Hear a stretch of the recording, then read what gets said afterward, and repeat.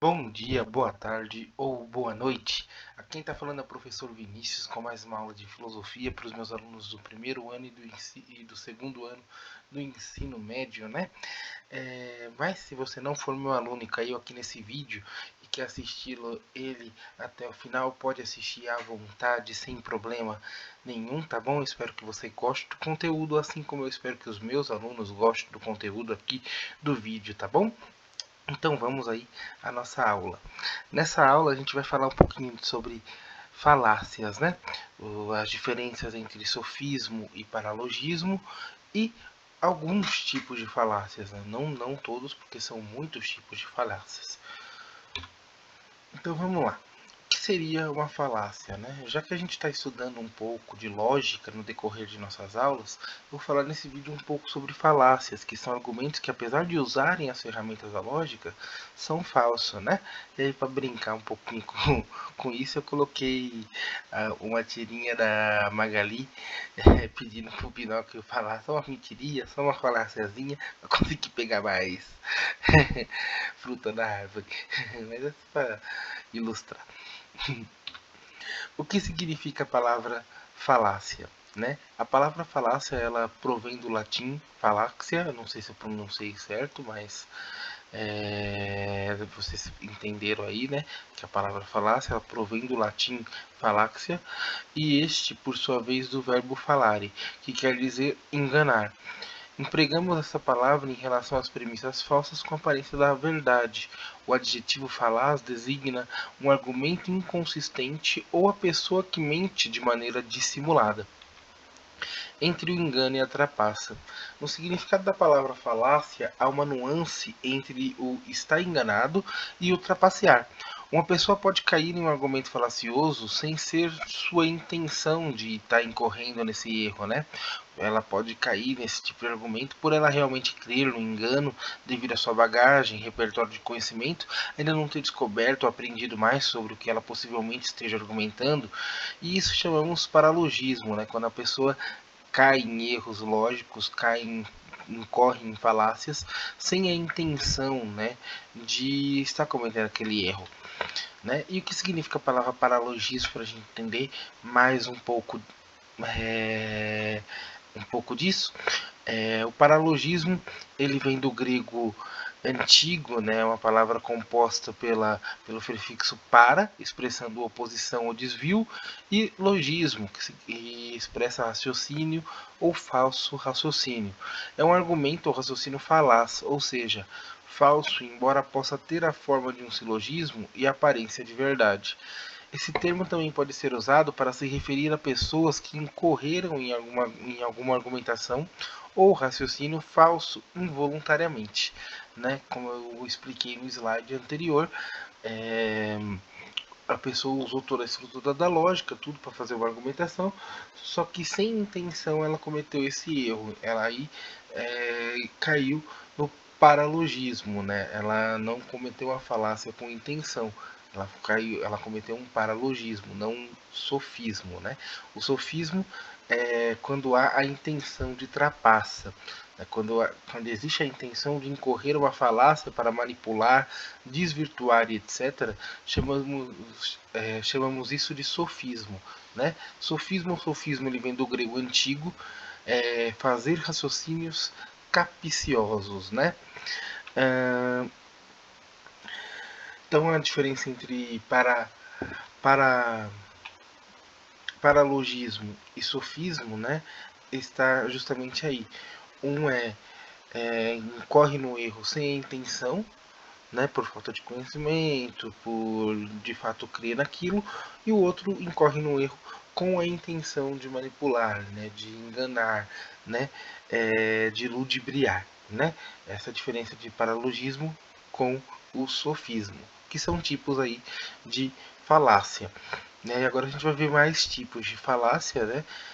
Existem vários tipos, mas eu vou falar aqui, vou comentar com vocês nesse vídeo quatro argumentos falaciosos, quatro tipos de argumentação falaciosos, sendo o primeiro o ad hominem, o segundo a incredulidade pessoal, que eu chamo de medir o mundo com a própria régua, E o terceiro, pergunta carregada. E o quarto, o ad populum, né? Dentre outros, como eu já expliquei, existem outros argumentos falaciosos que eu posso vir falar em outras aulas, mas nessa, para não ficar o vídeo muito longo, tudo, para vocês conseguirem prestar mais atenção, assistirem até o final, essas coisas todas, eu vou focar só nessas quatro argumentação, beleza? Então vamos lá. Ad hominem. A falácia ad hominem é a falácia mais conhecida, né? Hoje em dia um monte de gente, você vê discussões no Facebook e tal, aparece um vira ou outro alguém comentando, tá falando ad hominem, não sei o que, não sei o que, né? O que seria isso? A falácia ad hominem é quando há a tentativa de se provar a invalidade de alguma argumentação, não a refutando com estudo sério ou honestidade, mas atacando o caráter de quem fala. Ataques ad hominem pode assumir a forma de golpes pessoais e diretos contra alguém, ou mais sutilmente jogar dúvida no seu caráter ou atributos pessoais. O resultado desejado de um ataque ad hominem é prejudicar o oponente de alguém sem precisar de fato se engajar no argumento dele ou apresentar um próprio. Né? E aqui eu coloquei essa tirinha, esse trecho na tirinha, da Suzy, né, falando, eu esqueci o nome desse personagem, acho que é o Lino do Charlie Brown do Snoopy, né? That can't be true because you are idiot. Isso não pode ser verdade porque você é um idiota. A pessoa aí não disse nada sobre o que ele possivelmente tem argumentado. Não falou absolutamente nada do argumento da pessoa, né? Mas tentou invalidar essa a argumentação dele, seja para qual para o que for que ele teria argumentando, né? Chamando ele de idiota e para não acreditar no que ele está falando porque ele é um imbecil, porque ele é um estúpido, porque ele é feio, porque ele é isso, porque ele é aquilo. E isso é o ad hominem, quando a pessoa deixa de argumentar sobre o seu argumento para atacar você, para atacar a sua pessoa, né? Achando assim que está chegando a alguma verdade, que está chegando a algum tipo de conhecimento genuíno. E temos a incredulidade pessoal ou medir o mundo com a sua própria régua. Por que eu falo que é medir o mundo com a sua própria régua? Né? É quando, ao se deparar com algo ou alguma situação, a gente prefere, ao invés de entendê-la, desacreditar da mesma. Aqui no nosso país sofremos muito desse tipo de falácia, né? Grande parte das pessoas deixam de argumentar sobre algo, de aprender sobre algo, porque ela já pensa que se eu não conheço, logo não é real. Se não está dentro da minha bagagem, se eu não tive repertório sobre isso até hoje, logo não é real, né? Então ela tenta desacreditar de alguma argumentação, de algum estudo, de alguma coisa, simplesmente pela falta de bagagem dela própria, né? Ela está medindo o mundo com a própria régua dela, né? Saindo, fugindo aí do que o Hamlet já aconselhava a gente, né? Quando ele dizia, há muito mais entre o céu e a terra do que diz nossa vã filosofia, né? Então a gente tem que ter sim um certo ceticismo, mas esse ceticismo não pode nos impedir a nossa curiosidade, o nosso aprendizado, essas coisas, né?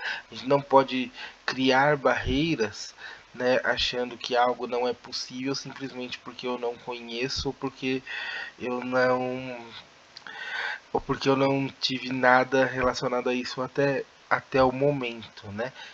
Mesmo porque a gente não consegue enxergar tudo, a gente não consegue ver tudo. Então, é por isso que a gente sempre segue estudando, né? Justamente para não cair nessa falácia e para descobrir novas soluções para os nossos problemas. Pergunta carregada.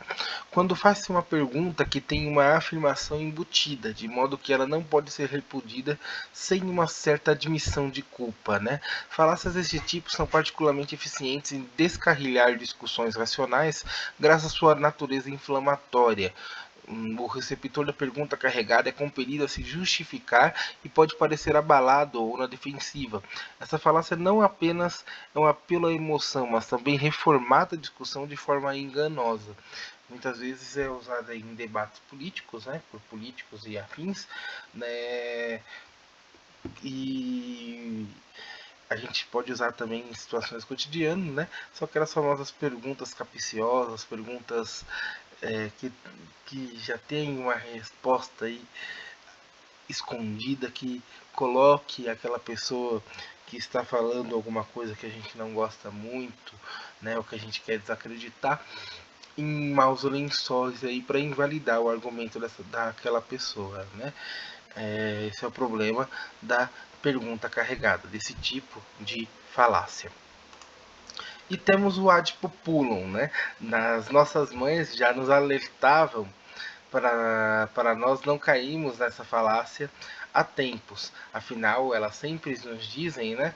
Você não é todo mundo. Né? As nossas mães usam bastante essa frase que a gente não é todo mundo, né? E nesse tipo de falácia há o apelo para a popularidade de um fato, no sentido de que muitas pessoas fazem concordam com aquilo como uma tentativa de validação dele, né? Aliás, isso até me faz lembrar de uma crítica, até mesmo de Sócrates à democracia, né? Porque, por exemplo, a gente não escolhe o nosso médico por votação popular, a gente escolhe por capacidade. A gente não entrega tudo à maioria, né?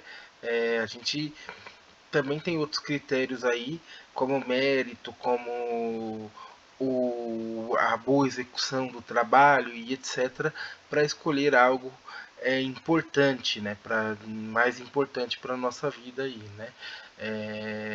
Nem sempre apelar à maioria, apelar à popularidade significa uma verdade, né? A falha nesse argumento do ad populum é que a popularidade de uma ideia não tem absolutamente nenhuma relação com a sua validade, né?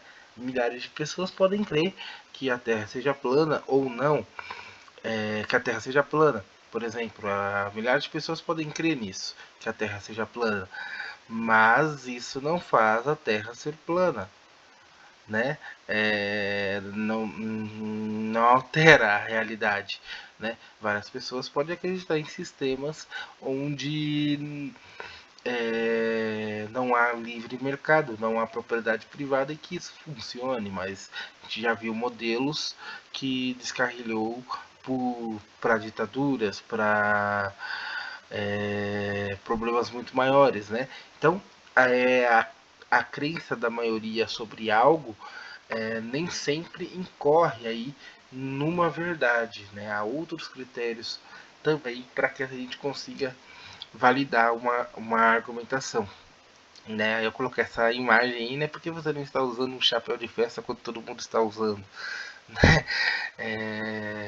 Nem sempre com a maioria é positivo, e por isso que é uma falácia o ad populum, quando você está no meio de uma discussão, né, e a pessoa fala algo, você quer provar que aquilo está errado apenas dizendo porque a maioria diz o contrário. Isso não diz nada sobre o que a pessoa está argumentando.